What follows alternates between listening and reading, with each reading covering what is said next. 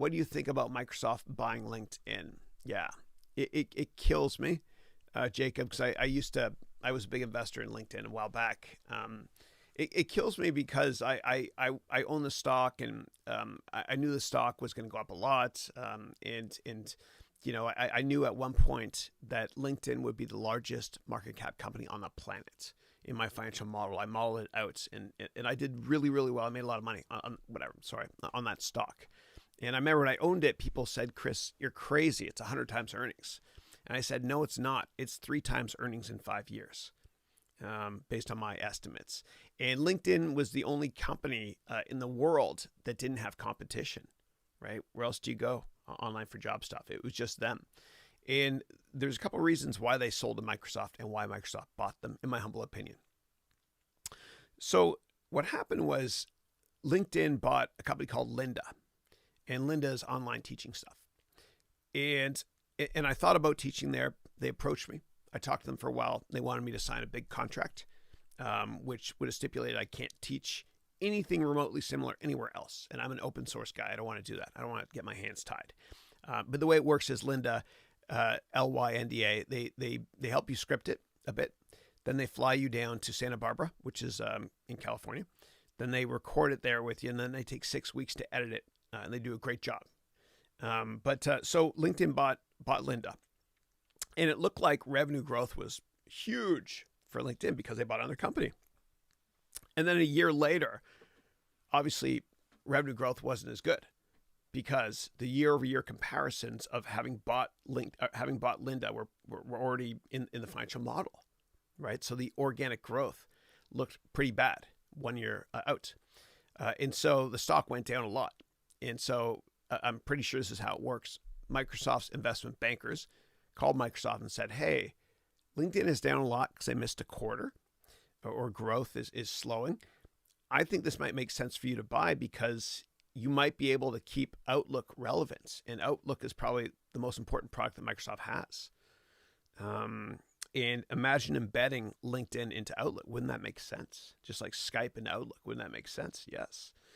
And so the deal went through, and Microsoft paid the typical 30% premium and bought the company. Okay.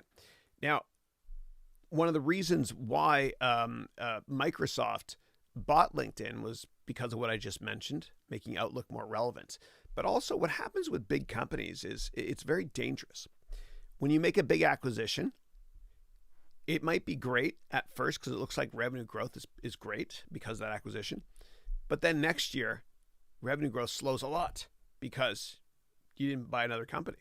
So in order to plug that gap, what happens is you have to buy another big company. It's kind of like financial engineering. And the person that kind of came up with this was Safra Katz, who was the CFO for Oracle for years. Brilliant woman. And Oracle, they bought PeopleSoft in 2004 as a hostile takeover. And then the year-over-year comps in 2005 didn't look that great. So they bought Siebel in the fall, which is a CRM company. They bought Siebel on September 9th, 2005. I remember that very well.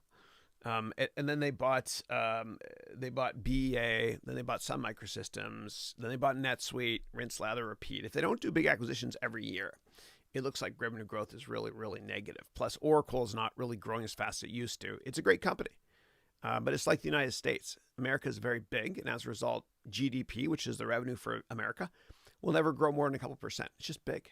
It's just the law of large numbers. And so by the same token with Microsoft, they're doing great. Satya Nadella is awesome. He's a rock star. He's the CEO, by the way, of Microsoft, who he created Azure, the cloud division. But they have to make a big acquisition every year, right? They bought GitHub. They bought the parent company for Minecraft, which I wrote about. You can go to venturebeat.com or Wired magazine, search my name. I wrote articles about all this stuff. And they have to do a big acquisition every year, right? And so that's just what happens. It's a double-edged sword buying another company. And we'll do case studies on this as well in my MBA degree course. It'll be fun. And cinematic too. It'll be fun.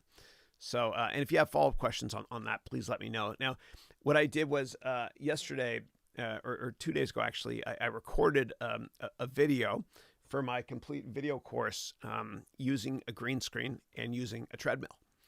And I bought this treadmill that doesn't have handrails. and I went back in time. And I went to November of 1963 on Houston Street and Elm Street, which is the intersection where President Kennedy passed away that awful day. And what I did was I actually showed myself walking down that street. And I didn't show any bad clips, meaning frame 313 out of 468, where, yeah.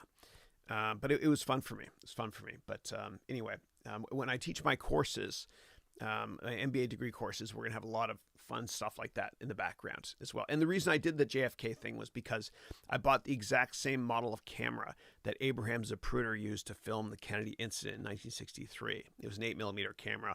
And I wanted to teach everybody about frames per second and that sort of thing. And I see Avi Pro's on the call from Sweden there. And I know Avi Pro's very technical, so I know you get what frames per second means.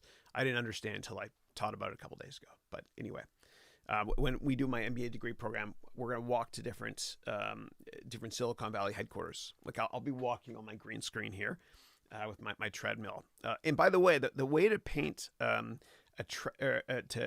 paint a treadmill green, it's really complicated. Visualize this: you get the paint roller in the green paint, then you put it on the treadmill, then you turn the treadmill on. Sorry, Dad. I'm done with my dad humor today. That's it. Yeah.